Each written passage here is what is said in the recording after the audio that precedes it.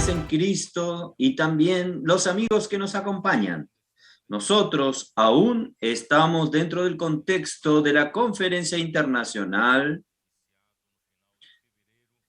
que comenzó al final de febrero y hoy llegamos al mensaje número 24, que es el último mensaje de esta serie y que compondrá el alimento diario. Sería el último mensaje del alimento diario de este semestre. El título es La venida del Señor está a las puertas. La lectura de la Biblia es Mateos capítulo 24 del versículo 32 al 51. Antes que nosotros comencemos este mensaje, yo quería decirles a ustedes que esta semana es la semana de intervalo del alimento diario que terminó hoy y el alimento diario de la nueva serie que vamos a comenzar solo la próxima semana, porque varias regiones en Brasil van a recibir como nosotros recibimos. Ustedes deben estar recibiendo hoy, pero nosotros no vamos a usar este alimento diario esta semana, porque en esta semana nosotros vamos a ver el primer capítulo de un libro fabuloso que se llama Sala de Guerra.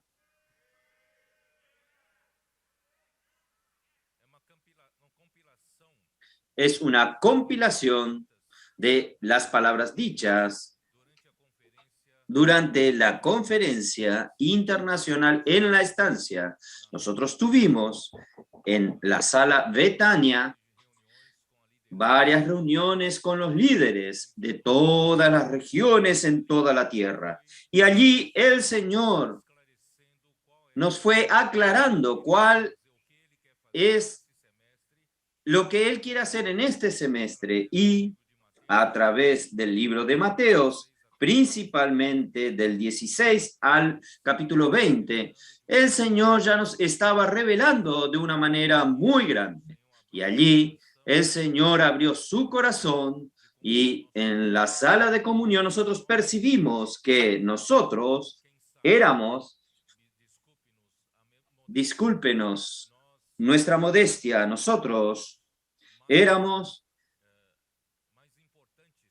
más importantes de que los principales líderes de las potencias mundiales que estaban discutiendo sobre la situación mundial, porque en aquella época estaba comenzando la guerra en el este europeo y la tensión aún está en el aire hasta hoy, y los principales líderes quieren trazar el mundo de la situación geopolítica del planeta, pero en la sala nosotros percibimos que quien va a dictaminar la regla de los sucesos es la iglesia.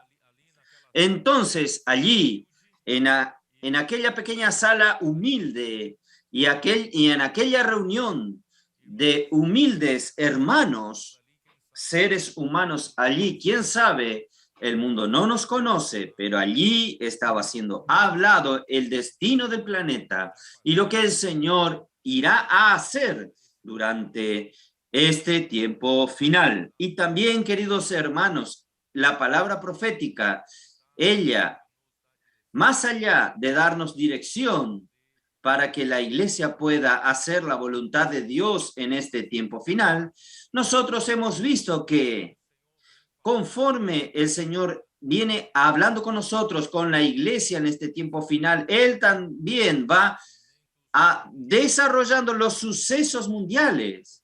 Hasta yo me quedé un poco asustado porque estas últimas semanas nosotros estamos viendo Mateos 23 y Mateos 24. Estamos viendo la última semana del Señor Jesús aquí en la tierra y estaba aproximándose la Pascua de su muerte en el día de la Pascua y todos estos sucesos registrados en estos últimos capítulos que nosotros vimos en la semana pasada, yo hablé sobre el monte del templo. Yo hablé sobre la destrucción del templo en el año 70 después de Cristo y hoy fue construido allí las mezquitas y allí es llamado de la explanada de las mezquitas y allí es donde está el fundamento del templo hoy. Hoy hay otra construcción allí y hablé también a los hermanos que habrá necesidad de la reconstrucción del último templo antes de la venida del Señor. Y justamente esta semana, que es la semana de la Pascua de los judíos, la semana de la Pascua de los así llamados Pascua cristiana, y también es el Ramadán.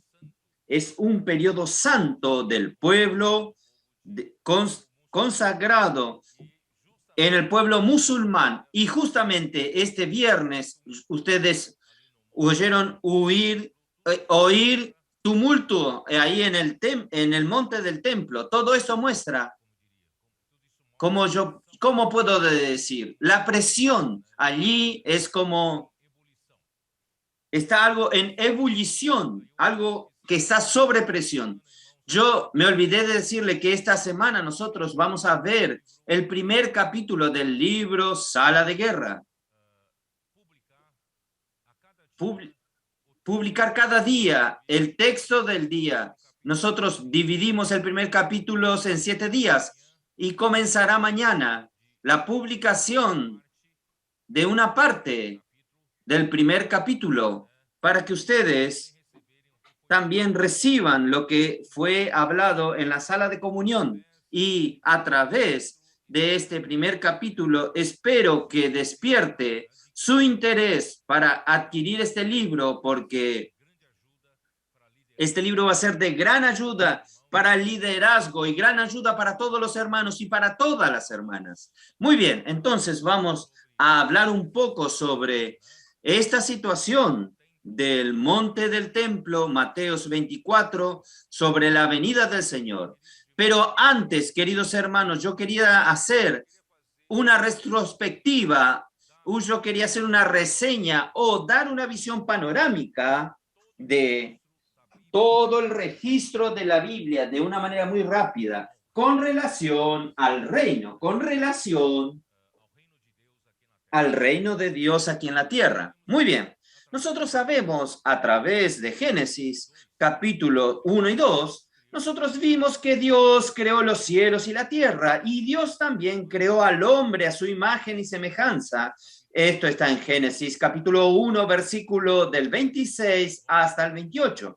El hombre fue creado a imagen de Dios conforme a la semejanza de Dios para tener dominio en esta tierra. Esto quiere decir, Dios ya estaba preveyendo que el hombre sería usado para que Dios pueda ejercer dominio aquí en la tierra por medio del hombre. Entonces, por eso Dios nos creó a su imagen y Dios creó hombre y mujer. Por eso en el versículo 27 dice, creó Dios al hombre. A imagen de Dios los creó, hombre y mujer los creó, y los bendijo, y les dijo, fructificad y multiplicaos, llenad la tierra y sojuzgadla, señoread en los peces del mar, en las aves de los cielos, y en todas las bestias que se mueven sobre la tierra. Dios dio al hombre dominio de la tierra. Sin embargo, en el capítulo 3 no demoró mucho, sucedió una tragedia en la humanidad. En el capítulo 3, la serpiente, que es la corporificación de Satanás, más sagaz que todos los animales selváticos, vino a abordar a la mujer, a Eva, y le preguntó, ¿del fruto del árbol del jardín podemos comer? Esto está en el versículo 2. Y en el versículo 3, y respondió la mujer,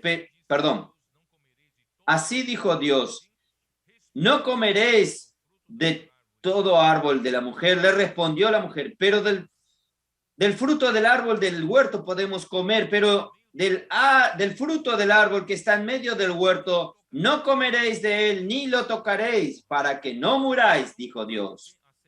Entonces la serpiente dijo a la mujer, no moriréis. Él contradice lo que Dios había dicho, sino que sabe Dios que el día que comáis de él, serán abiertos vuestros ojos y seréis como Dios, sabiendo el bien y el mal. Nosotros sabemos de la historia, la consecuencia vino viendo la mujer que el árbol era bueno para comer y que era agradable a los ojos y árbol codiciable para alcanzar sabiduría. Y tomó de su fruto y comió y dio también a su marido y él comió así como ella. Esta fue, hermanos, la gran tragedia, y la gran tragedia sucedió por la oferta que la serpiente le dio a la mujer. La oferta que el hombre tenga una capacidad para poder sobrevivir sin Dios. Entonces, esta oferta de tener una capacidad para que el hombre pueda hacer las cosas sin Dios, esto causó toda la tragedia, todos los problemas que el hombre tiene hasta el día de hoy. Y, queridos hermanos, es esto que quiero alertarles a ustedes. El hombre fue creado para que Dios lo use como un canal, para que Dios haga su voluntad. Nuestro Dios es un Dios poderoso. Él es un Dios omnisciente. Él es el Dios omnipotente. Él es un Dios que creó todas las cosas. Y comparando una criatura como el hombre, comparado con el Creador, queridos hermanos, no hay la mínima posibilidad de comparación.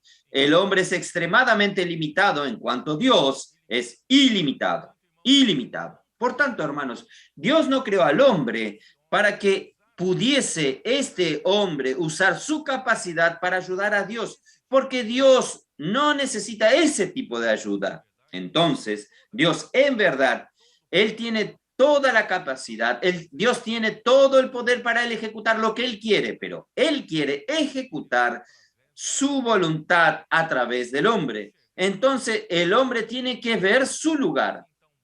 Satanás entonces provocó en el hombre vamos a decir, una voluntad de poder tener esta capacidad. Como Dios la tiene, Satanás quiso mostrarle al hombre que el árbol del conocimiento del bien y del mal iba a dar al hombre una capacidad para vivir como Dios. Esto es falso, esto es un engaño. Entonces, Eva comió del fruto y le dio al marido y el marido comió. Y ustedes saben que así el pecado entró por medio de la desobediencia del hombre, de haber transgredido contra la palabra de Dios, que Dios le dijo que no coma del árbol del conocimiento del bien y del mal, y el hombre comió, desobedeció, y el pecado entró en el mundo, y la muerte vino por medio del pecado, y la muerte pasó a todos los hombres. Y todos los hombres pecaron, sin excepción. No hay un justo, ni siquiera uno. Entonces, infelizmente, el hombre comió de este árbol y cayó. Y en la caída, el veneno principal que entró en el hombre, hermanos, y el hombre juzgarse capaz de aquí en adelante vivir sin Dios. ¿Ustedes me entienden? Entonces, así de esta manera, este hombre que fue creado con un propósito tan noble para dominar sobre la tierra, este hombre quedó dominado por el pecado y por la muerte en las generaciones siguientes. Y de esta manera, la violencia llenó esta tierra, el pecado llenó esta tierra. Hermanos, lo que dio como resultado que en Génesis capítulo 6, aquí dice así, hubo hasta algo horrible que sucedió. Los ángeles dejaron su domicilio natural, tomando forma de hombre, y terminaron haciendo asociación a través del casamiento con las mujeres, y de esta manera, hermanos, deformó toda la sociedad humana de esa época, y hubo mucho conocimiento del área mística, angelical, fueron traídas a la humanidad, y muchos grandes hombres, digo grandes como gigantes, deformando la especie humana, y la multiplicación de la maldad, del pecado, era tan grande que Dios entonces no tuvo otra solución a no ser destruir la tierra con el diluvio. Y de esta manera, solamente la familia de Noé fue salva, y todo el resto de la humanidad fue exterminado. Fue una gran tragedia, una gran tragedia. Fue así que la familia de Noé, después del diluvio, se estableció en la tierra sus 3 hijos. Sem, Jafet y Cam se esparcieron por la tierra, y hubo un hijo de Cam llamado Cus, y el hijo de Cus se llamaba Nimrod. Aproximadamente 100 a 150 años después del diluvio, el hombre aún viviendo con miedo de Dios por la memoria que tenía de la tragedia del diluvio, y el hombre vivía atemorizado con miedo que Dios castigue al hombre nuevamente si el hombre se errase. Entonces surge Nimrod, él se tornó poderoso en la tierra. Hermanos, cada vez que usted escucha que alguien se torna poderoso en la tierra, eso no es buena señal, no es una buena señal. ¿Por qué? Porque esta cuestión de que el hombre sea capaz, sea poderoso, es el camino opuesto al camino de Dios. Entonces, este hombre se hizo poderoso, él entonces, según lo que nosotros tenemos conocimiento a través de la historia, él pasó a decir al pueblo que vivía con miedo del castigo de Dios, diciendo: ustedes no necesitan tener miedo de Dios. El hombre es capaz de vivir solo. El hombre es capaz de vivir sin Dios. A partir de entonces, el hombre declaró la independencia de Dios. El hombre es capaz de sobrevivir sin Dios. El hombre es capaz de los recursos para su propio sustento. El hombre es capaz de cuidar de su seguridad, formando ciudades para su protección. El hombre es capaz de crear su propia industria del entretenimiento para que el hombre pueda tener alegría y placer. Son 3 industrias que florecen desde ese momento hasta hoy, que es la industria de la alimentación, bebida, suplir material, la industria de la seguridad, armas, rejas, empresas de seguridad, y lo tercero es la industria del entretenimiento. Viene desde teatros, cines, fútbol, parques de diversiones, internet, los gamers, los games. Todas estas 3 industrias fueron creadas por el hombre para poder sobrevivir sin Dios. Entonces, a partir de ahí, el hombre no necesita de Dios. Solo que el hombre percibe que, por un lado, declara la independencia de Dios, pero por otro lado, el hombre no domina la naturaleza. Quien planta para producir cereales, para poder alimentarse, depende de los cielos, depende de la lluvia, depende del sol en el momento correcto. Pero como el hombre había declarado la independencia de Dios, el hombre, como no tiene esta fuerza sobrenatural para controlar el clima, controlar la naturaleza, el hombre entonces apeló para los conocimientos sobrenaturales que ellos adquirieron cuando sucedió aquello en Génesis 6. Entonces allí sí comienza la idolatría. comienza entonces a crear ídolos para sí mismo, ídolos. El dios de la agricultura comienza a adorar al dios de la agricultura para que favorezca su plantación. El dios del amor, el dios para alguien que necesita matrimonio, la diosa del casamiento, dios de la protección. Hoy tiene el dios de la protección de los camioneros. Hoy tenemos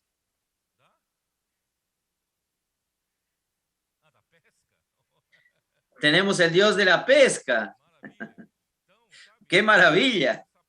Entonces el hombre comienza a apelar para estos seres sobrenaturales, creyendo que pueden ayudar al hombre. En verdad, el hombre termina enredándose cada vez más bajo el dominio de Satanás del imperio de las tinieblas. Entonces, así nacieron. A partir de entonces, hermanos, se esparcieron naciones paganas por la tierra.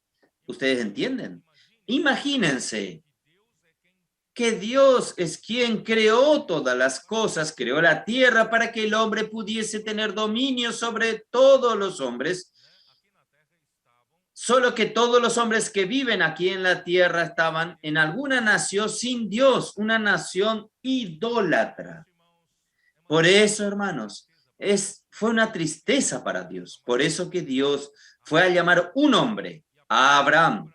Y a partir de Abraham, voy a resumir la historia, a partir de Abraham entonces él consigue un pueblo, una nación.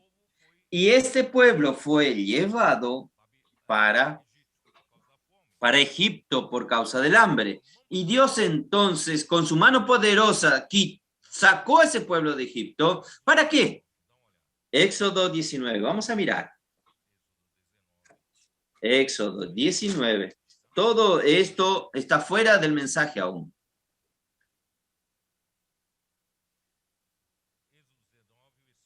Éxodo 19, versículo 4. Vosotros visteis lo que hice a los egipcios y cómo os tomé sobre alas de águila y os he traído a mí. Por primera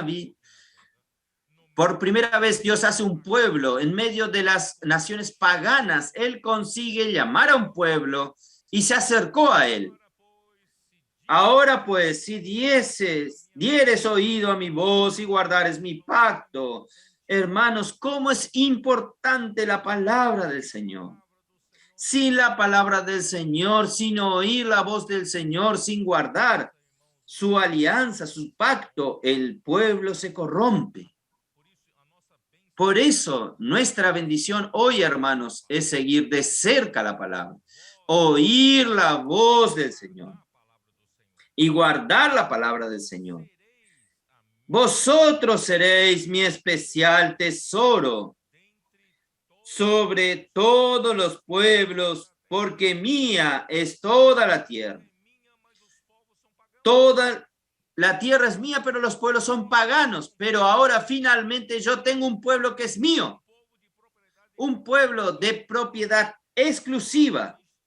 Vosotros me seréis un reino de sacerdotes. En este reino todos sirven a Dios. Y vosotros seréis gente santa. De entre tantas naciones paganas, Dios finalmente consigue una nación que es santa, una nación separada para Él. Ustedes consiguen, poco a poco, ustedes consiguen percibir toda la historia. Este es un resumen de la historia humana. Entonces ahí Dios establece la nación de Israel. Resumiendo toda la historia, Dios entonces consigue un rey según su corazón, aunque este rey, como todo ser humano, se equivocó mucho, pero él tenía un corazón, ¿cierto? Él tenía un corazón que conocía el corazón de Dios. Él agradaba al Señor.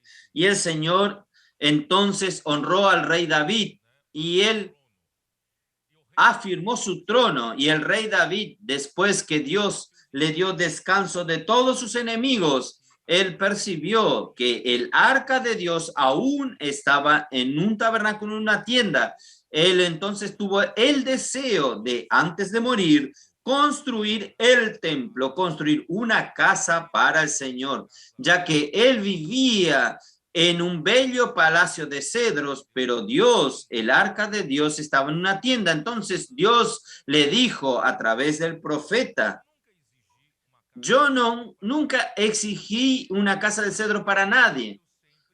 Desde que os saqué de Egipto, el arca siempre estuvo en tienda y tabernáculos. Pero ya que usted tiene este deseo, yo voy a cumplir este deseo tuyo. Voy a permitir que se haga una casa a mi nombre, pero no va a ser usted, sino su hijo Salomón. Y ustedes saben, ya hablé la semana pasada, que David hizo un censo que desagradó al Señor y comenzó a venir la plaga en medio de los hijos de Israel. Y Dios entonces, él pidió para que cese esa plaga. Dios entonces le dijo que ofrezca sacrificio en la era de Ornán, de Araúna, y en esa era él compró de Ornán para ofrecer sacrificio que hizo cesar la plaga. Y en este lugar, hermanos, era exactamente el monte Moriah, donde Abraham ofreció a Isaac. Y en ese lugar que David ordenó a Salomón, su hijo, construir sobre este fundamento el templo. Y así el templo fue hecho, fue erigido, y Dios entonces, la gloria del Señor llenó el templo, la presencia del Señor estaba allí, porque allí estaba el nombre del Señor, allí estaba el testimonio del Señor, que Dios era el Dios de Israel, Dios estaba en el templo, Dios y Jerusalén. La importancia de Jerusalén tal vez algunos no sepan, principalmente en Deuteronomio 12. Dios dijo así: cuando ustedes entren en la buena tierra de Canaán, cuando ustedes cada uno fuera repartido su posesión de tierra, ustedes deben saber que hay un lugar que yo escogí para allí poner mi nombre, para allí que ustedes van a 3 veces al año principalmente allí para adorar, ofrecer sacrificios. Y este lugar que Dios escogió fue Jerusalén. Y en Jerusalén estaba el templo. Entonces vean, la nación de Israel hoy solo tiene sentido tener Jerusalén. Y la nación de Israel solo tiene sentido si tiene Jerusalén y si tiene el templo. ¿Está bien? Yo dije todo esto, hermanos, para que nosotros lleguemos a los días de hoy. Bueno, vamos a Mateos 24. Ahora voy a comenzar el mensaje.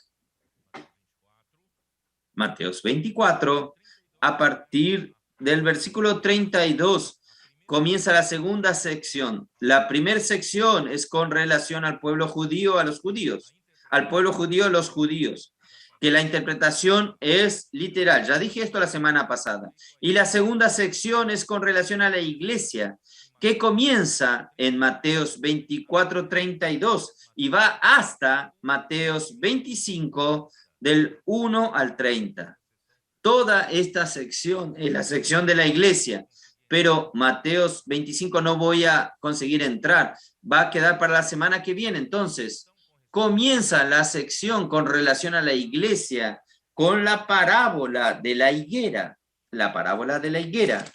Versículo 32.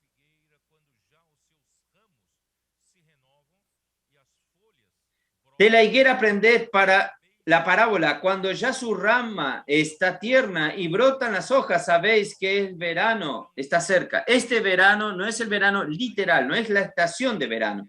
La interpretación de aquí en adelante es espiritual.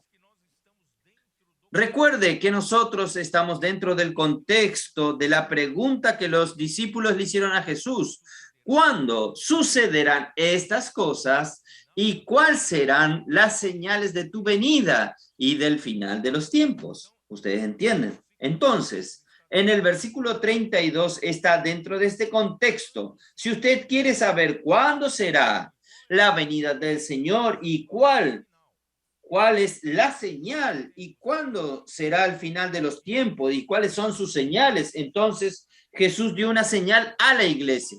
¿Cuál es la señal de su venida del final de los tiempos? Es la parábola de la higuera.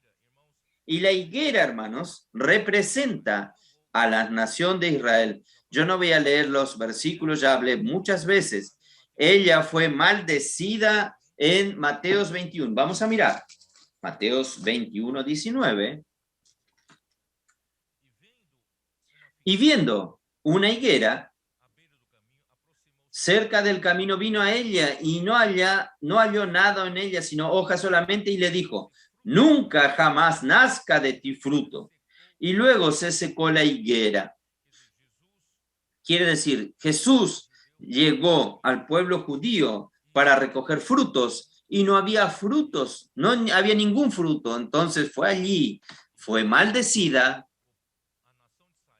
y la nación de Israel pasó por un largo invierno, por eso que es verano, un largo invierno desde el siglo I hasta 1948, cuando fue restaurada como nación. Pero hermanos, yo quiero decirle algo a ustedes. Yo hablé hasta el rey David,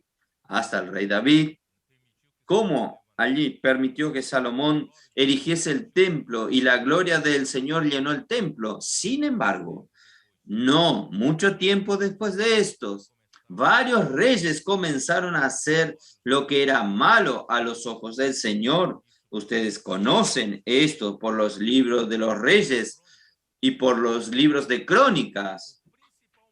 Y el principal motivo que hizo que Dios abandone Jerusalén, abandonar el templo, es la rebeldía, la idolatría. La idolatría en medio del pueblo de Dios. Puede suceder algo así. Dios levantó una nación para que sea llamada nación santa. Dios levantó un pueblo de propiedad exclusiva de Dios. Pero este pueblo de propiedad exclusiva de Dios también se contaminó con las naciones paganas. Este pueblo que sería de Dios, una nación santa, también se contaminó con la idolatría, adorando a otros dioses. Yo mostré esto en la semana retrasada y la pasada, que en Ezequiel capítulo 8 usted lee los horrores sucediendo en Jerusalén, aún dentro del templo. Los líderes del pueblo de Israel, ellos estaban liderando y adorando ídolos. Los ancianos del pueblo tenían cada uno su cámara y su ídolo particular. Las mujeres allí adorando, los jóvenes adorando. Hermanos, no hubo otra situación. Ezequiel fue llevado por Dios a ver esta visión, aunque estaba en el exilio babilónico. Él vio esta visión, él vio la gloria de Dios retirándose de Jerusalén, retirándose del templo. Y en el capítulo 11 de Ezequiel muestra que esta gloria quedó sobre el monte de los olivos, el monte al este del templo. Y es exactamente lo que Jesús hizo. Él abandonó el templo, abandonó Jerusalén y vino al monte de los olivos para mostrar esta visión. Hermanos, ¿esto quiere decir qué cosa? Quiere decir que cuando el hombre cayó, la serpiente ofreció la capacidad al hombre para que viva sin Dios el hombre, y eso contaminó al hombre. Hasta aún el pueblo de Israel, que debería vivir por la palabra de Dios, con simplicidad y obediencia, como nosotros hacemos hoy, hermanos, ellos comenzaron a complicarse, ellos comenzaron a vivir como otras naciones paganas vivían y comenzaron a introducir idolatría. ¿Qué quiere decir esto, hermanos? Que el cautiverio babilónico, el pueblo, después llegó en los últimos reyes, en el tiempo del rey Joaquín. Nabucodonosor mandó llevar a Babilonia los principales de Jerusalén y dejó solo al pueblo pobre en la tierra. Y 11 años después sucedió la destrucción de Jerusalén y la destrucción del templo y saquearon todos los utensilios del templo y lo llevaron a Babilonia. Este es el cautiverio babilónico. Infelizmente, el único pueblo que era pueblo de Dios fue llevado al cautiverio babilónico. Quiere decir, Satanás venció esa batalla. Y Babilonia comenzó con la torre de Babel, comenzó con la ciudad de Babel, comenzó con Nimrod. El principio no está en Génesis 11, está en Génesis 11, que es la capacidad que el hombre tiene de vivir sin Dios. Hermanos, hoy nosotros necesitamos volver a la simplicidad. No solo, hermanos, salir físicamente de Babilonia, sino los elementos de la independencia de Dios están en nuestro hombre natural, en cada uno de nosotros. Elementos de Babilonia están en usted y están en mí, en mi carne, en mi viejo hombre. Mi viejo hombre se cree capaz de vivir sin Dios. En mi carne, yo me juzgo muy bueno, muy importante. Yo juzgo que mis opiniones son las mejores, que yo soy superior a los otros. Hermanos, todo esto es Babilonia, hermanos. Entonces, no basta salir físicamente de Babilonia. Tenemos que hacer que los elementos de Babilonia, de la independencia de Dios, salgan de nosotros. Gracias a Dios, hermanos. ¿Quién está haciendo este trabajo? Es el lavar del agua por la palabra de Dios que llega a nosotros y nosotros recibimos con simplicidad. Esta palabra nos está lavando de todos los elementos de independencia de Dios y nosotros estamos siendo santificados en de la naturaleza independiente de Dios, del viejo hombre, de la carne. Dios está colocando las naturaleza santa de Dios. Por eso, hermanos, Dios otra vez tiene una nación santa celestial aquí. El reino de los cielos es la iglesia. Dios hoy, gracias a Dios, hermanos, no desprecie la iglesia. La iglesia es la nación santa de Él hoy. La iglesia es el reino de los cielos hoy, donde Satanás no gobierna.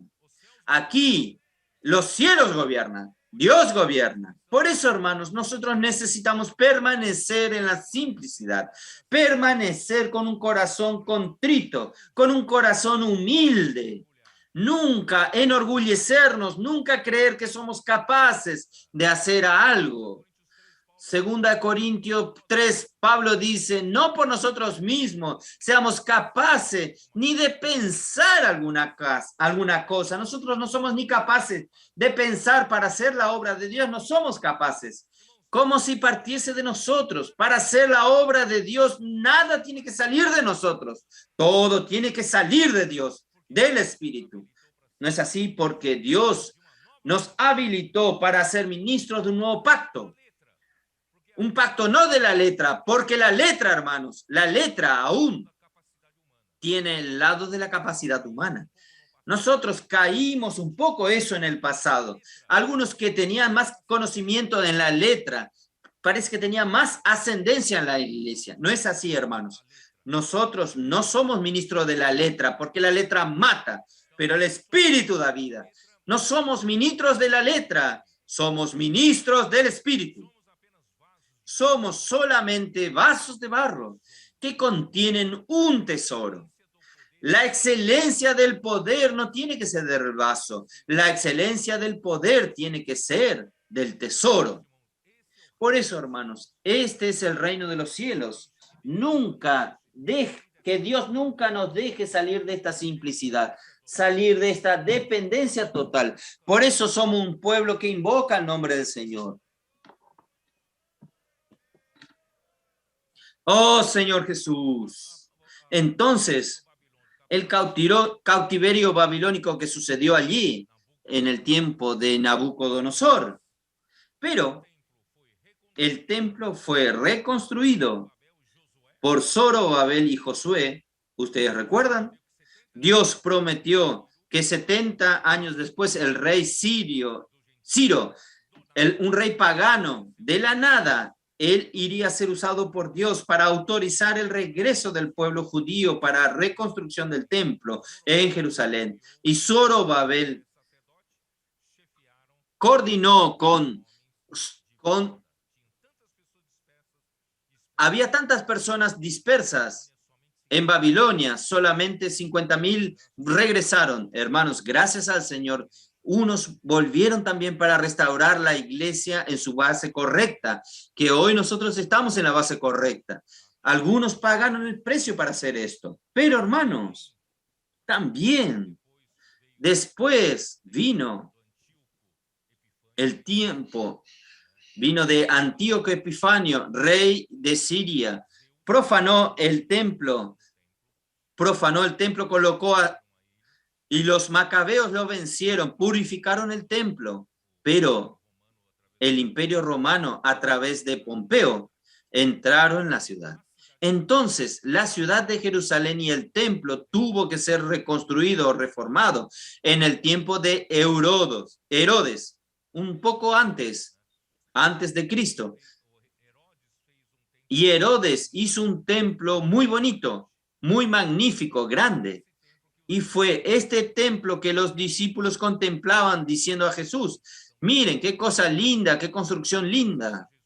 Pero hermanos, Jesús dijo que no quedaría piedra sobre piedra, porque esto sucedió exactamente 40 años después que Jesús habló esta palabra. En el año 70, Tito vino con el ejército romano y destruyó la ciudad y destruyó el templo y no quedó piedra sobre piedra porque Herodes construyó tapando las uniones con oro. Entonces sacaron todas las piedras para sacar el oro. Entonces eso concretó la profecía de Jesús 40 años después que él dijo esta palabra. Entonces a partir de allí, del año 70, en el primer siglo, el pueblo de Israel quedó sin nación, nuevamente, sin nación nuevamente. Por eso, hermanos, imagine, usted es brasilero, de un día al otro desaparece Brasil. ¿Usted se torna qué? ¿Se torna qué? Una persona sin nación, sin país. Pasaporte, ¿cuál tiene usted? Pasaporte brasilero, Brasil no existe más. Usted va a vivir de favor en otra ciudad. Usted va a vivir como extranjero, como peregrino. Es lo que los judíos hicieron. Y los judíos vivieron, hermanos.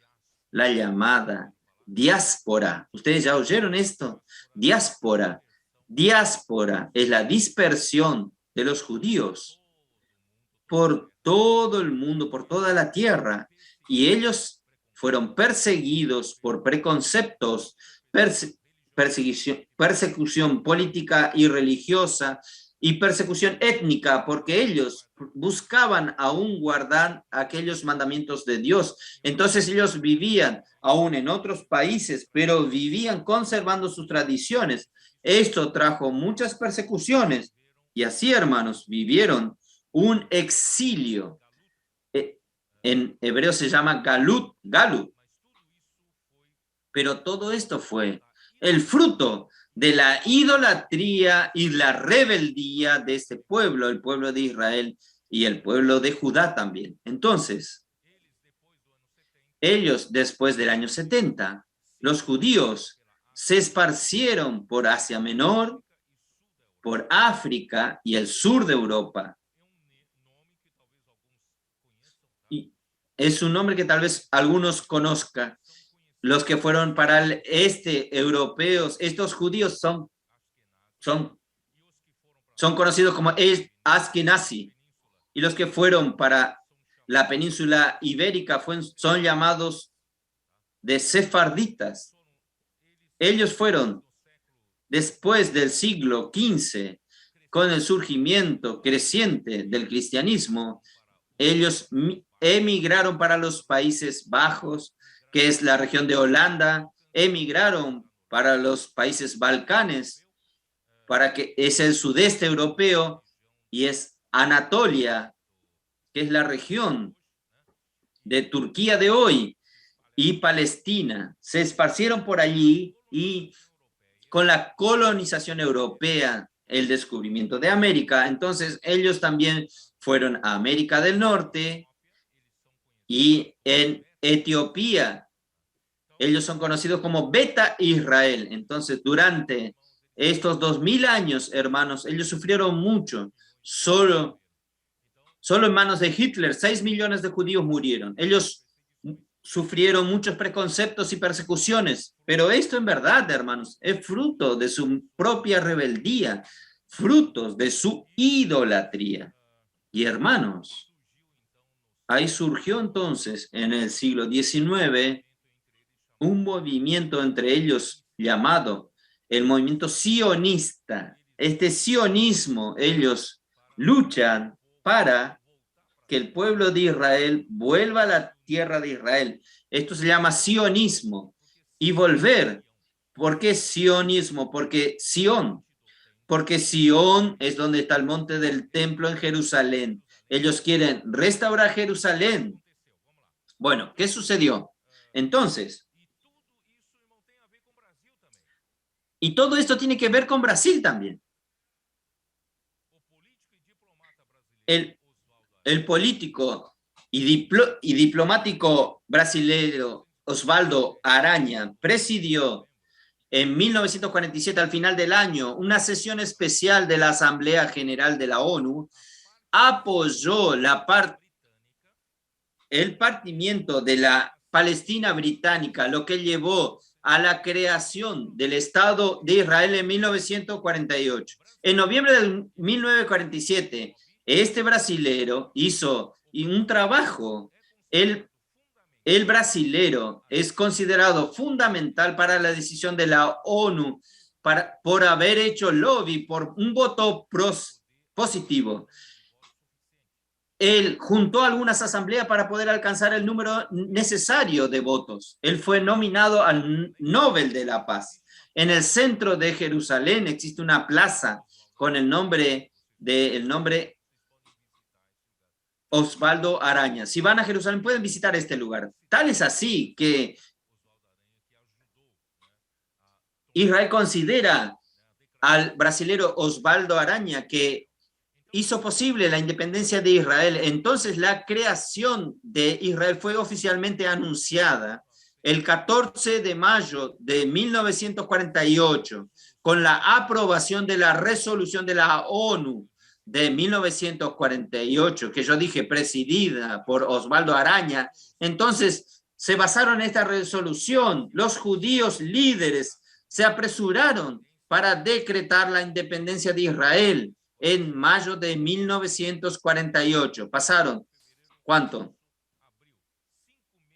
5 meses después, ellos se apresuraron y declararon la independencia de Israel. Y allí, hermanos, en aquel momento había muchos conflictos porque los países árabes estaban en contra de la creación del Estado de Israel, no estaban de acuerdo, estaban en medio de la discusión. Los líderes judíos fueron rápidos, se aprovecharon de la resolución del noviembre de 47 y en mayo del 48 declararon la independencia y fue fundado el Estado de Israel en 1948. Entonces, en el día siguiente hubo una reacción violenta de los países árabes, de la región de Palestina, Egipto, Siria, Irak y también el Líbano. Atacaron este país recién formado. Se terminó de declarar como Estado y ya recibieron ataques de los 4 lados, de todos los lados. Imagínense, un país que no tienen aún ni un ejército formal, pero hermanos, el Señor era con este país. La victoria de Israel vendría en el año siguiente, en 1949. Se llevó un año para que consigan estabilizar aquel momento de la guerra. Imagínense, un país nuevo con 4 países fuertes. Solo Dios quería que fuese establecido nuevamente la higuera. Conflictos y violencias en la región perduran hasta el día de hoy. Ellos no viven día tranquilo. Ahí es un conflicto todos los días. Hoy Israel es uno de los países más poderosos del mundo, tanto económica como militarmente. Entonces, ¿por qué yo digo esto, hermanos? Es que cuando... Déjenme comentar algo más. En Canaán, cuando las higueras se renuevan, las ramas y nuevas hojas brotan, anuncian realmente el inicio del verano. Esto es tan cierto y esperado como la segunda venida de Cristo. Por eso debemos estar listos para no ser tomados de sorpresa. Yo estoy contando esta historia y usted no debe oírla solo como historia. Usted debe oírla como una alerta, como una señal de la venida de Cristo, como una señal de la venida del final de los tiempos. Oh, Señor Jesús. Para Israel, el verano significa restauración del reino de Israel. Lucas 21, vamos a mirar. Lucas 21. Déjenme beber un poco de agua. Lucas 21, 30 al 31. Cuando ya brotan, viéndolo, sabéis por vosotros mismos que el verano está cerca. Así también vosotros, cuando veáis que sucedan estas cosas, sabed que está cerca el reino de Dios. Hechos, capítulo 1, versículo 6.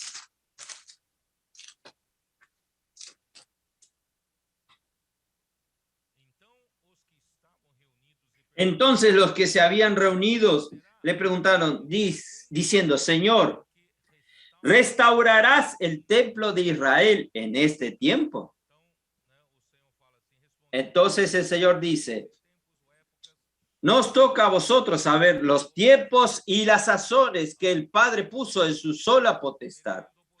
Pero recibiréis poder cuando haya recibido Esta higuera, hermanos, hoy ya florece, ya hace un tiempo está floreciendo, está renovando sus ramas, hojas nuevas están brotando, ya se hizo una nación poderosa, económicamente y militarmente, por lo menos se afirmó. Y en 1967 hubo la guerra de los 6 días, la famosa guerra de los 6 días, donde Israel, Dios milagrosamente, hizo que Israel conquistase varios territorios. Uno de ellos es Jerusalén. Jerusalén volvió a las manos de Israel.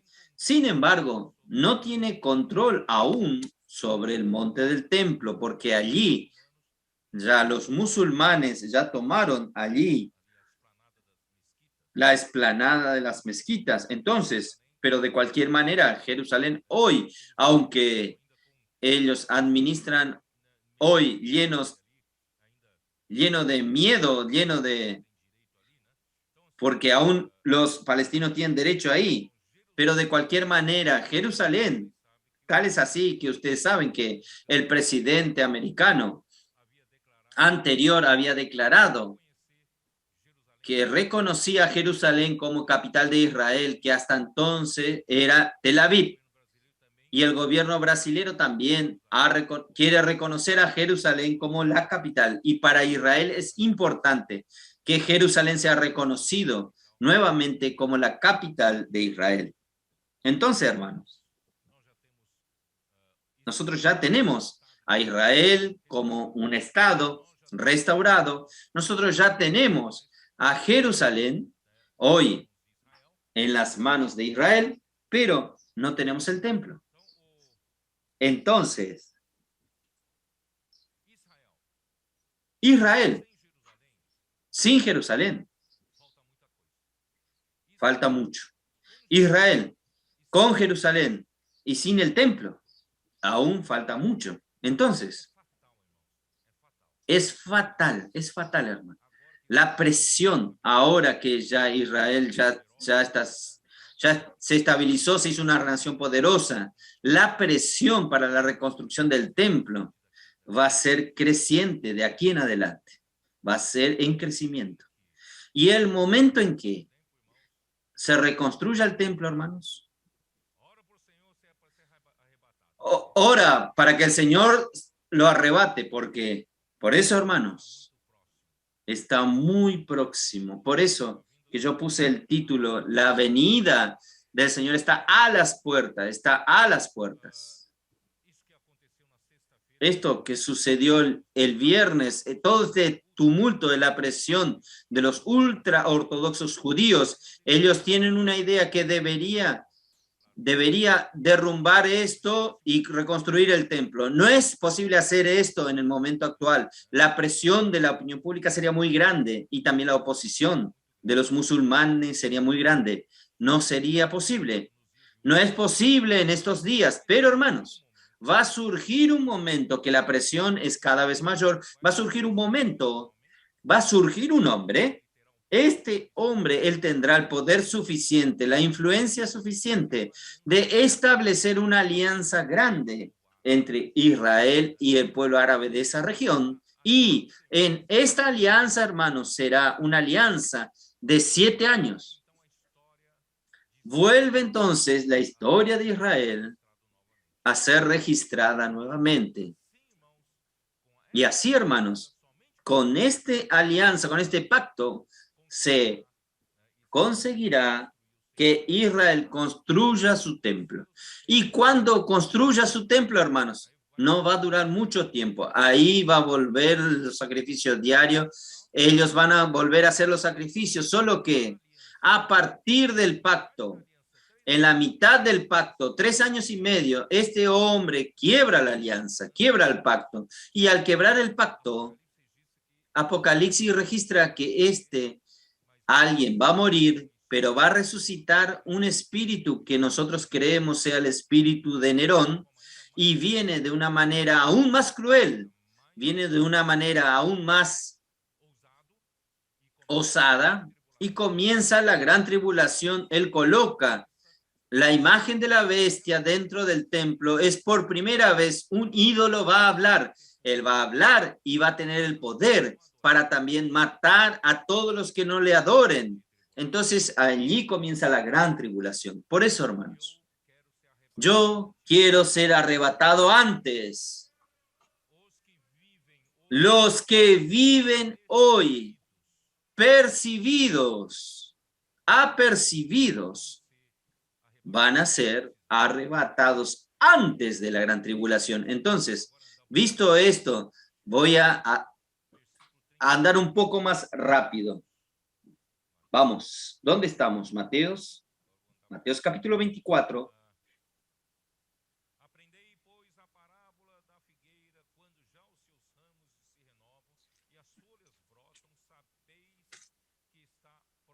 Sabéis que el verano está cerca. Así también vosotros, cuando veáis todas estas cosas, conoced que está cerca a las puertas. Hermanos, nosotros estamos viendo todas estas cosas. Si en otras generaciones, hermanos, esta historia era solo escatología, pero para nosotros no es una historia de escatología, hermanos. Para nosotros son los sucesos de hoy. Las cosas están sucediendo hoy. De cierto os digo que no pasará esta generación hasta que todo esto acontezca. Esta generación no es una generación de personas de la misma generación de edad. Esta generación no se refiere a una era ni a una persona, sino generaciones como generación mala y adúltera. En este sentido, entonces son generaciones mencionadas en Mateos 1:17, refiriéndose a la condición moral del pueblo. Vamos a mirar Mateos 17.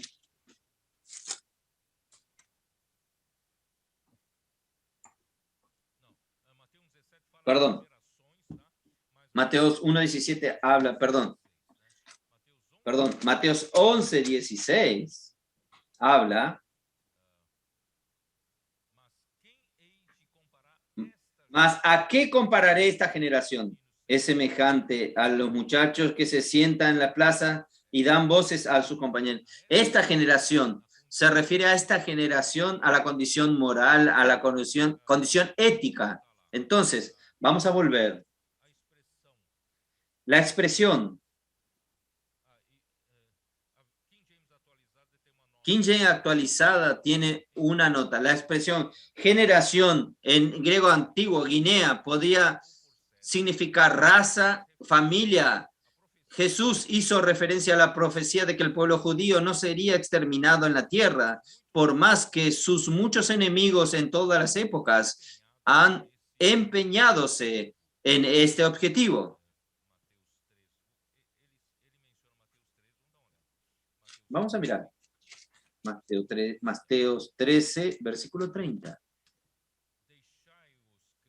Dejad crecer juntamente lo uno al otro hasta la siega, y en el tiempo de la siega yo diré a los segadores, recoged primero la cizaña y atadlo en la manojo para ser quemado, pero recoged el trigo en mi granero. Esto es en el final de los tiempos. Vamos a volver a Mateo 24:35. El cielo y la tierra pasarán, pero mis palabras no pasarán. Hermanos, crean esta palabra. La venida del Señor es próxima. Por eso el versículo 36. ¿Qué tenemos que hacer entonces? Pero del día y la hora nadie sabe, ni aun los ángeles de los cielos, sino solo mi Padre. Hermanos, estos días, hermanos, son como la venida del Señor. Él viene en dos momentos, en dos aspectos. La venida secreta y de repente comienza el arrebatamiento, sin alarma, sin nada, y la venida pública del Señor al final de la gran tribulación. Son estas dos venidas. Yo espero ser arrebatado en la venida secreta. Entonces, en la venida secreta, nadie sabe el día ni la hora, porque la venida pública, después que comienza la gran tribulación, es solo contar 3 años y medio. Pero la venida secreta, nadie sabe. Entonces, vamos a vivir apercibidos, vigilantes. Entonces, versículo 37, más como en los días de Noé, así será la venida del Hijo del Hombre. Porque como en los días antes del diluvio, estaban comiendo y bebiendo, casándose y dándose en casamiento, hasta el día en que Noé entró en el arca, y no entendieron hasta que vino el diluvio y se los llevó a todos. Así será también la venida del Hijo del Hombre. Esto quiere decir ¿qué cosa, hermanos? Usted, por su vivir, por este mundo, por la vida normal de este mundo, usted no va a percibir la venida del Señor. Usted va a ver que todos continúan viviendo de la misma manera. Todos comen, todos beben, casan, se dan en casamiento, ¿no es así? Una vida normal. Si usted vive también entorpecido, usted no presta atención, no tiene un amor reverente a la palabra, usted también no sabrá las señales de los tiempos. Usted también vivirá entorpecido como todos en este mundo. Pero nosotros no queremos vivir entorpecidos. Nosotros queremos vivir apercibidos. Entonces no nos vamos, aunque nuestra vida continúa normal. Nosotros nos pregonamos, cuando llegue a este tiempo vamos a aislarnos en la estancia. No caben todos en la estancia. Vamos a aislarnos en la estancia. Vamos a aislarnos del mundo. No, Dios no predicó esto. Nuestra vida aquí en la tierra es normal, continúa normal. Si usted está trabajando, continúe trabajando. Si usted es ama de casa y cuida de la familia, cuide de la familia. Vamos a continuar de la misma manera. Por eso, hermanos, no vive de vivir de una manera normal. Entonces no me voy a casar, no voy a tener hijos. No, tenga una vida normal, una vida normal. Sí, entonces, 2 estarán en el campo. El uno será tomado y el otro será dejado. Vean, los 2 estaban en el campo. Van a estar trabajando. 2 mujeres estarán moliendo en el molino. Una será tomada y la otra será dejada. Quiere decir, Los dos aquí, hermanos, están en una vida normal de un hombre, de un ser humano, trabajando en el campo, trabajando en el molino. ¿Está bien, hermano? Entonces vamos a vivir la vida normal, solo que vigilantes. Nosotros vivimos como todos, pero nuestro corazón, hermanos, es vigilante. Estos dos, hermanos, estos dos, claramente indican que serán los cristianos vivos por ocasión de la venida secreta de Cristo. ¿O no? Los dos están trabajando, no pasaron por la muerte, uno fue llevado. Dos estaban trabajando, una de repente fue llevada sin pasar por la muerte. Entonces son dos aquí representan los cristianos vivos. ¿Está bien? Espero que ustedes sean uno de estos que se ha llevado. Aleluya, que se ha llevado. Dos, aquí representa a los cristianos vivos en la época del arrebatamiento. Y en la parábola siguiente, que voy a hablar la semana siguiente, ahí tiene 10 vírgenes. Las 10 vírgenes durmieron porque el novio tardó en venir. Entonces, estos 10 representan a los cristianos, todos los cristianos en la era de la iglesia que ya durmieron en el Señor. ¿Entendieron? Entonces, es la mayoría ya durmieron en el Señor, ¿no es así? Y la minoría va a estar viva, en la venida secreta del Señor. Nosotros muy probablemente podemos hacer parte de estos dos. Mi esperanza es hacer parte de estos dos. Yo quiero ver al Señor aún vivo. Por eso, hermanos, 10 son cristianos que ya partieron con el Señor. Y allí el Señor va a ver quiénes son las 5 prudentes, quiénes son las 5 vírgenes necias. Yo voy a hablar esto la semana que viene. Quien ya durmió, entonces ya tuvo su oportunidad. No tiene cómo más cambiar su estatus. Pero ahora nosotros, si nosotros hacemos parte de estos dos, hermanos, aún tenemos tiempo de que nosotros vivamos en el estado de vigilancia. Aquí va a hablar siguiente, el versículo 42. Velad, pues, porque no sabéis a qué hora ha de venir vuestro Señor. Nadie sabe, pero sabed de esto, que si el padre de familia supiese a qué hora el ladrón habría de venir, velaría y no dejaría minar su casa. Por tanto, también vosotros estad preparados, porque el Hijo del Hombre vendrá a la hora que no pensáis. Ustedes saben que ningún ladrón pone un aviso previo en su casa. Esta noche yo voy a robar tu casa. No, él no da ningún aviso.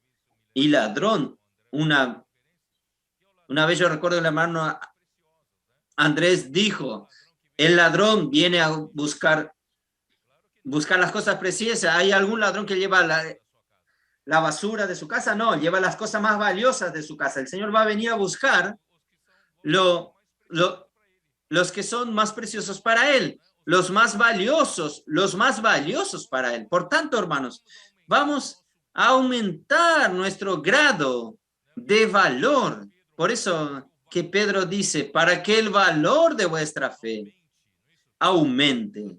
Vamos, a través de que nosotros vivamos aquí en la tierra siendo probados en la fe, que el valor de nuestra fe aumente y Cristo venga y nos lleve, Él venga como ladrón y nos lleve los objetos que somos nosotros, somos valiosos.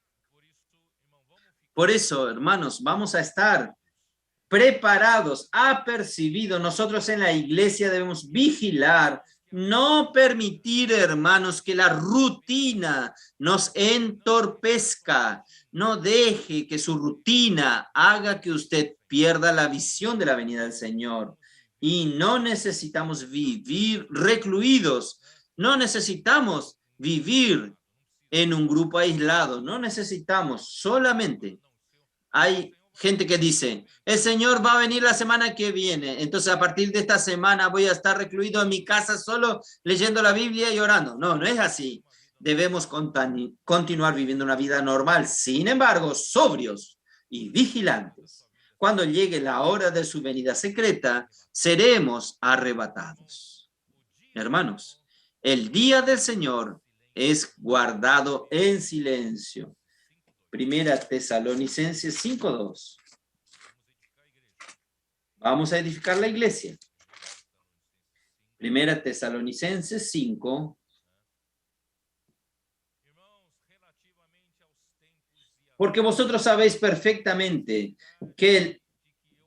pero acerca de los tiempos y de las ocasiones no tenéis necesidad, hermanos, de que yo os escriba, porque vosotros sabéis perfectamente que el día del Señor vendrá así como ladrón en la noche.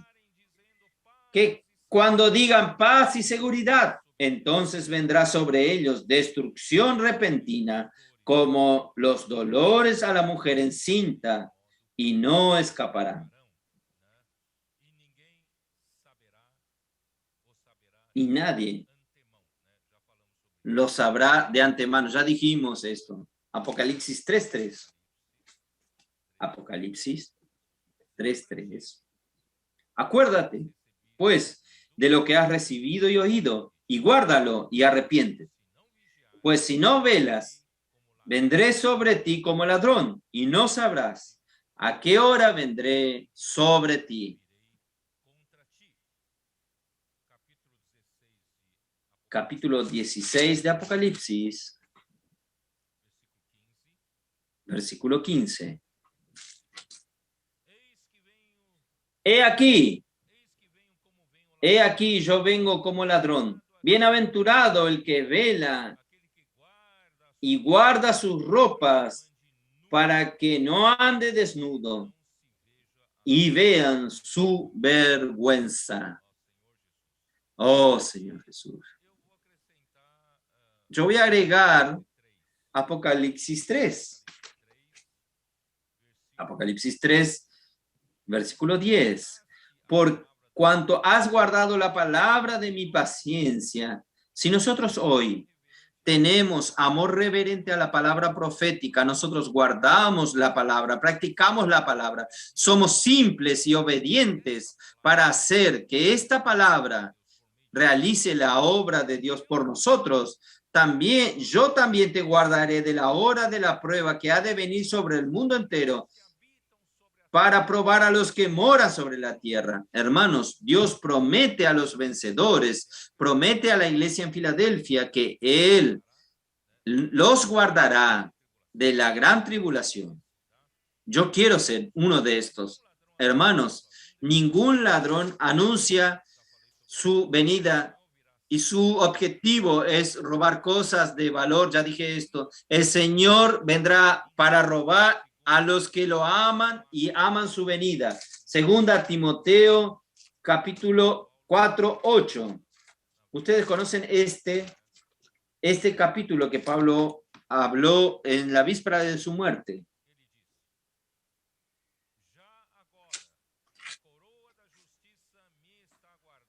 Por lo demás, me está guardada la corona de justicia, la cual me dará el Señor justo juez en aquel día, y no solo a mí, sino también a todos los que aman su venida. Hermanos, entonces no basta solo amar al Señor, sino amar la venida del Señor. Tener un corazón de urgencia, un corazón vigilante, un corazón sobrio. ¿Está bien? Entonces, el Señor, vamos a volver a Mateos 24, versículos 45, 46 y 47 hablan de una nueva para nosotros. Ni todos nosotros llegamos a un grado de madurez que nosotros podamos decir, este hombre está maduro. Cuando el Señor regrese, este va a ser arrebatado. Es un fruto maduro. Pero ni todos nosotros vamos a estar en esta condición. Pero, hermanos, aquí nos da una chance muy buena. Bienaventurado aquel siervo al cual cuando su señor venga. ¿Quién es pues el siervo fiel y prudente al cual puso su señor sobre su casa para que le dé el alimento a tiempo? Gracias a Dios, hermanos. Los colportores están saliendo para buscar a los consiervos, para rescatar a las personas. Nuestros jóvenes a través de la fábrica de vencedores de Avanza Joven están buscando a estas personas en las calles para traerlas, para darles sustento a ellos, alimento a ellos, para cuidar de estas personas. Y nuestras mujeres están cuidando en su red de conectadas. Muchas mujeres que están sustentando a estas mujeres, ¿no es así? Dando el alimento a su tiempo, dándole la palabra profética, dando la palabra que el Señor está hablando con nosotros hoy. Y gracias a Dios nuestros hombres también se despertaron. Hoy nosotros tenemos ya recién formados grupos de hombres de oración. Entonces yo quiero animar a todos ustedes para que participen. Yo creo que varios de ustedes pueden ser los conductores, porque hermanos, va a beneficiarlos a usted en la venida del Señor. Entonces, y de esta manera, hermanos, nosotros vamos ya ganando las personas. En verdad, esto está en nuestro día a día. En el día a día nosotros no tenemos muchos contactos. Contacto en la calle, contacto en los negocios, en las estaciones de servicios, en el trabajo. ¿No es así? Contactos en todos los lugares. Tenemos contactos, podemos orar por las personas y después preguntarles. Nosotros tenemos un grupo de cuidado. ¿Ustedes no quieren ser parte de este grupo? Un grupo para buscar a Dios. ¿Usted no quiere ser parte de este grupo, hermanos? Es muy fácil, no es algo del otro mundo. Usted puede enseguida hacer su grupo, usted puede ser uno de los conductores y usted puede tener, mañana usted puede tener ya 2 personas en su grupo. ¿Está bien? ¿Por qué, hermanos? Voy a repetir. ¿Quién pues es el siervo fiel y prudente, al cual puso su Señor sobre su casa para que les dé el alimento a su tiempo? Bienaventurado aquel siervo al cual cuando su Señor venga le halle haciendo así. Si el Señor llega aquí como ladrón en la noche y no se encuentre cuidando de las personas, predicando el evangelio, haciendo colportaje, predicando el evangelio del reino y sirviendo en la iglesia, trabajando en la edificación de la iglesia, hermanos, nosotros vamos a ser llevados. De cierto os digo que sobre todos sus bienes le pondrá. Si usted cuida los bienes que son hombres aquí en la tierra, en la manifestación del reino de los cielos, el Señor le va a entregar todos los bienes para que usted cuide. Por eso, hermanos, vamos a participar. Y también, hermanos, todos los demás servicios en la iglesia, servicio de niños, de adolescentes, servicio de adolescentes, de recepción, de literatura, servicio de bautismo, todos los servicios. Hermanos, nosotros necesitamos volver a participar, porque con la pandemia muchos grupos se disolvieron y ahora, hermanos, está en el momento que volvamos y no haga de su servicio, por ejemplo, yo soy de las conectadas, entonces se torna que algo exclusivo. Yo soy de este equipo de las conectadas, yo no hago otra cosa. No existe esto. Usted necesita participar en todos los servicios que usted pueda participar y vamos a volver a restaurar este servicio con la pandemia. Está faltando gente para servir y vamos a participar, ¿está bien? Y también voy a aprovechar para los que están en su casa. Si usted no tiene una condición especial, algún problema de salud, si usted puede comenzar a las reuniones presenciales, sería muy bueno. Hace la diferencia, hace mucha diferencia. ¿Quién está hoy conmigo y quién oye después por la televisión? Hay diferencias, ¿está bien? Entonces, las reuniones presenciales vamos a prestigiar porque esto va a ser importante para la venida del Señor. Pero si aquel siervo malo dijera en su corazón, mi Señor tarda en venir, ¿sabe quién es aquel que no va a ser vencedor? Es aquel que siempre cree. Los hermanos exageran. La venida del Señor no es así, no es tan cerca, aún está lejos. Saben, cuando alguien tiene este tipo de corazón, él no va a ser vencedor. El Señor aún demora. Y comenzar a golpear a sus consiervos y comer y beber los borrachos. ¡Ay, qué cosa drástica! Comenzar a golpear no es golpear físicamente. Es alguien necesita de cuidado. Usted no presta atención, usted cuida sus propias cosas. Alguien en la calle necesita ser rescatada. Usted no tiene compasión. Usted no sale para predicar el evangelio. Usted no sale para hacer colportaje. ¿Entendió? Entonces, esto en verdad es golpear, es maltratar a las personas. Y comienza a comer y beber con borrachos. Usted comienza a ser cualquiera del mundo que no espera la venida del Señor. Aquellos que son borrachos, que están embriagándose aún del vino de este mundo. Vendrá el Señor de aquel siervo en día que éste no espera y a la hora que no sabe.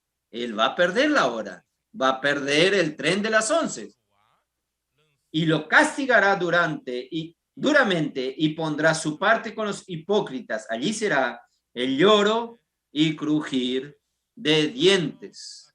Hermanos, aquí no es la pérdida de la salvación. La salvación es eterna. Pero aquí significa que si usted hoy no vigila, si usted viva como todo el resto del mundo vive, cuando el Señor vuelva, usted no será arrebatado, usted no participará de la manifestación del reino de los cielos, que será en el milenio, que durará 1000 años, como galardón para quien vigiló. Y nosotros, hermanos, los vencedores, la iglesia, vamos a estar en la parte celestial del reino milenar. El remanente de los judíos que al final de los tiempos invocarán al Señor y serán salvos, ellos estarán en la parte terrenal del milenio. Ellos serán sacerdotes para enseñar a las naciones cómo adorar a Dios. ¿Y qué naciones son estas? Nosotros vamos a hablar en el capítulo, al final del capítulo 25. ¿Está bien? Entonces, esperen los próximos mensajes. Entonces, hermanos, no es pérdida de la salvación, sino es perder el premio, el galardón de participar del reino milenar. Y nosotros, hermanos, los vencedores, miren qué privilegio. Nosotros vamos a reinar con Cristo. No vamos a tener este cuerpo material. Por eso que la parte celestial, porque ¿quién tiene este cuerpo que es material? ¿Puede quedarse en el aire? La gravedad lo empuja. Y usted cae feo. Cuanto más alto, más cae feo. Pero hermanos, nosotros vamos a tener un cuerpo de resurrección. El cuerpo de la gloria.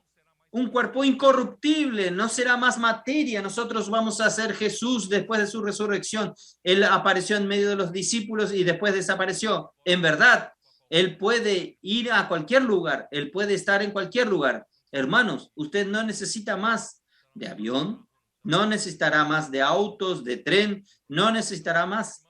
Podemos ir donde querramos, hermanos. Es un privilegio reinar con Cristo en las regiones celestiales. Y en la tierra, sacerdotes con los judíos remanentes cuidarán de las naciones. Y cuando termine el milenio, ahí sí, aún aquellos que quedaron en las tinieblas exteriores, en el lloro y crujir de dientes por 1000 años, también participarán de la formación de la esposa al final de Apocalipsis. Entonces, ahí vivirán unidos. La iglesia vivirá unida con Cristo y con Dios para siempre. ¿Vale la pena o no?